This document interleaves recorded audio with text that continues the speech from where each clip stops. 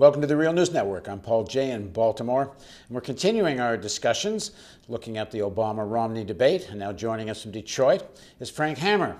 Frank is a retired GM auto worker. He was the former president of the UAW Local 909, and he worked in the GM department of the United Auto Workers, and he's a regular contributor to the Real News Network. Thanks for joining us again, Frank. It's my pleasure, Paul.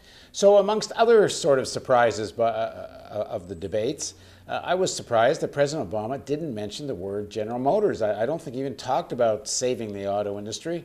At the convention, that's about all they talked about, and that was supposed to be the thing. President Obama saved the auto industry, and according to Biden, killed bin Laden. And that was supposed to be the great achievement that differentiated him from Romney, and nary a word about it. What do you make of that? I believe that there's mythologies that have been part of the election campaign cycle. Many of them have been pointed out in regards to the Romney campaign, the mythology that Obama wanted to put people back into welfare without having to work and to receive their stipends. The mythology on the Obama's campaign has been about the fact that he was credited with saving General Motors. The reality is that if you look at the Romney editorial, the op-ed piece that was written in November of 2008, it was titled, "Let Detroit Go Bankrupt." And the pundits and the Democrats, of course, picked up on that headline and said, oh, look, Romney wanted to eliminate, let companies go bankrupt, let Detroit fall, whereas the Crusader Obama came in and saved General Motors. Well, that's a bit of a mythology. Why? Because if you look at the actual op-ed piece, beyond the headline, the prescription that what Romney was reacting to was the previous day. General Motors executive, Ford and Chrysler, they all came with their hands open looking for money. And at that time, they were contemplating giving the companies $25 billion to rescue them. And so he responded and said, oh, no, that would be ridiculous to give them $25 billion. It was either going to come out of the TARP or it was going to come out of the, there was a fund set up for more efficient, fuel-efficient vehicles. So his response was, we ought not give them $25 billion like they asked for. We ought to insist on a restructuring of the companies in order for them to go into a managed bankruptcy. And you know what? That's exactly what Obama did. He did a structured bankruptcy, a managed bankruptcy, with a restructuring of the company. And if you look at the prescription that Romney laid out in that op-ed piece, it is word for word what exactly, in fact, happened. And the gist of that was what? Lower wages and shift the burden of the health care plan.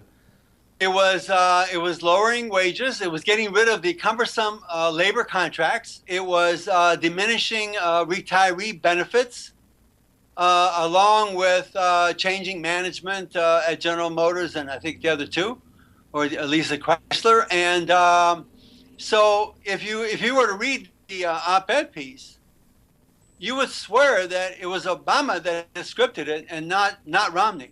So Obama can't raise this in the debate face-to-face with Romney because Romney can quote his own position and see and explain to people that it wasn't much different than Obama's.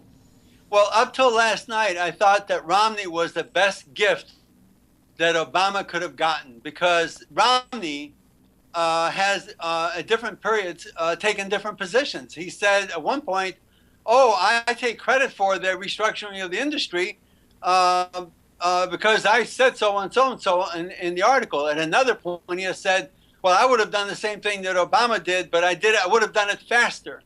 So what happened is, I think, is that Obama took all the space out of Romney's position. But if you look at it very carefully, you'll see that it's exactly the same. And that this was a Wall Street strategy, and whether it was Bush who initiated it, or whether it was a Romney, or whether it was an Obama, they would have all done the same.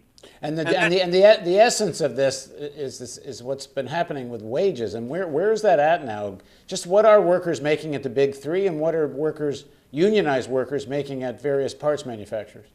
Well, I can tell you that that's the other mythology. Obama has in various speeches talked about that the corporations are paying and the auto companies are paying workers enough money so that they can buy the products that they produce, the cars. And this is another myth. I think he also said something about that workers are earning $50,000 a year. The reality is that we have workers, for example, at the Lake Orion plant right here in Michigan, just about an hour away or half an hour away from Detroit, that are working for subcontractors in the plant, in the actual facility, who are making $9 an hour. This is in an organized auto plant. This is in a UAW organized auto plant. $9 an hour. $9 an hour. By a logistics company that happens to be owned by a billionaire who also operates our bridge here. What are workers that are starting workers now making at the big three? Well, contractually, they're ranging from about $14 to $16 an hour, which is about $12 to $14 less per hour than senior workers prior to the creation of the two tiers. So, but there are many, many workers in, for example, parts facilities, suppliers that used to be part of the Ford system or the GM system that are now coming in at $10 and $11 an hour with very, very few benefits. So that the $14 an hour actually of the second tier is actually starting to look good compared to what workers are really coming in at. I was kind of taken at one moment during the Democratic Party convention. One of the speakers, I think it's some governor, but I'm sorry, I don't remember who. But I remember what he said. He was bragging about the revival of the auto industry, and he talked about one worker he talked to, who was saying that he worked 60 hours a week and seemed to be happy about that, and that the slogan was that the guy eats, sleeps, and jeeps. I wonder how you reacted to that. Well, the truth is that workers are working excessive amounts of overtime, partly because they don't know what's coming down the pike and they're going to make all the overtime that they can now, or they're the second-tier workers who are having a hard time maintaining the lifestyle that auto workers, unionized auto workers, were able to maintain. So there is an excessive amount of overtime that's being worked, and and then there's no mention made of workers who are out of a job, and there's no effort made to resist the overtime on the part of the union, so to enable other workers to be employed. Well, what do you make of the argument that this was necessary, this type of restructuring, the lowering of wages and such, and dealing with the pension plans? That if this hadn't been done, the auto industry simply would have collapsed, and this is better than that.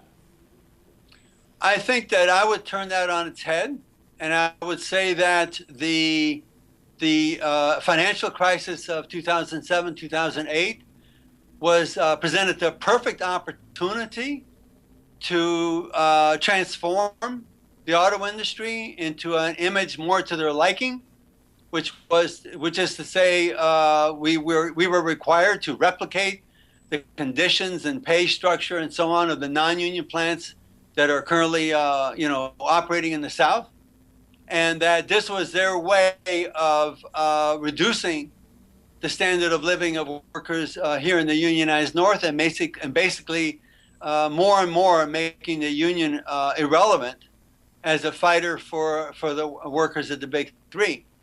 So that I think this is part of what you would call a shock doctrine, that under the shock of the financial crisis, they were able to make sweeping changes that otherwise would have been resisted.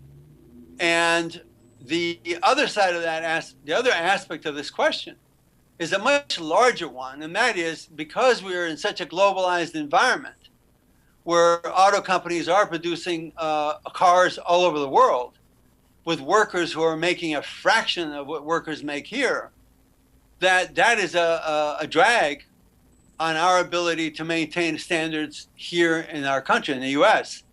So that in the larger scheme of things, we're, as a labor movement, as a union movement, way many years behind the globalization effort of the big three. And we have some serious catching up to do. And working with workers from other countries and unions from other countries is the order of the day. That's ultimately how we're going to defend our standards. All right, thanks for joining us, Frank. Thank you, Paul. And thank you for joining us on the Real News Network. Don't forget there's a donate button over here. If you don't click on this, I should say if you don't click on that, we can't do this.